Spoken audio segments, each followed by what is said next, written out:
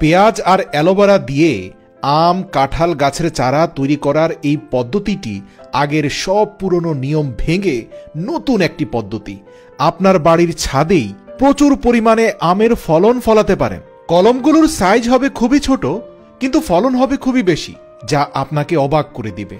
তো প্রথমে আমরা আম গাছের কথায় আসি। এই পদ্ধতিতে আম চাষ করার জন্য আমাদের সুস্থ দেখে ডাল কেটে নিতে হবে, যেই গাছের আম আপনি পছন্দ করেন বা যেটা ভালো জাতের আম গাছ। তারপর সেই ডালের পাতা সরিয়ে শুধু একটি শাকার নেব। ভিডিওতে দেখানো এতটুকু সাইজের হলেই হবে। শাকার নেয়ার পর সেই শাকারের এক প্রান্তের বাকল ছাড়িয়ে নেব। এখানে আমাদেরকে খুব সূক্ষ্মভাবে কাজ করতে হবে। ঠিক ভিডিওতে আপনারা যেভাবে দেখছেন ঠিক হুবহু সেভাবেই আপনারা অনুসরণ করার চেষ্টা করবেন। এরপরে আমাদের প্রয়োজন হবে একটি অ্যালোভেরা পাতা ও পেঁয়াজ। পেঁয়াজটি হতে হবে বড় সাইজের। এরকম বড় সাইজের একটি পেঁয়াজের মধ্যখানে একটি হোল তৈরি করে তাতে আমরা অ্যালোভেরা দিব। তারপর সেই পেঁয়াজে সুন্দর করে বসিয়ে দেব আমাদের বাছাইকৃত শাকারটি। তারপর এগুলো একটি টবে নিয়ে ভিডিওতে দেখানোর মতো করে রোপণ করে দেব। রোপণের পর এই চারা গাছটি পাতা গজানোর আগ পর্যন্ত ঢেকে দেব।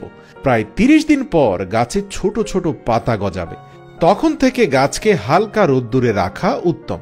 তারপর প্রায় 2 মাস পর আমাদের ছোট্ট গাছেই আপনি ঝাঁকে ঝাঁকে ফলন দেখতে পাবেন।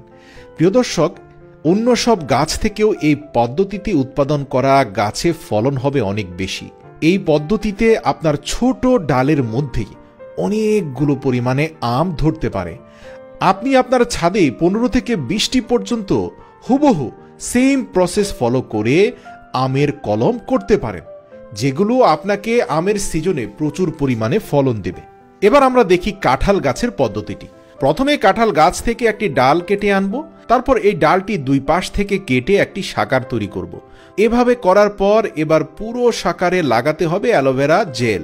অ্যালোভেরা লাগানোর পর এবার 2 পাশে পেঁয়াজ লাগিয়ে দিলেই মোটামুটি কাজ শেষ। তারপর এই শাকারকে টবের মাটিতে ভিডিওতে দেখানোর মতো করে রোপণ করে দেব।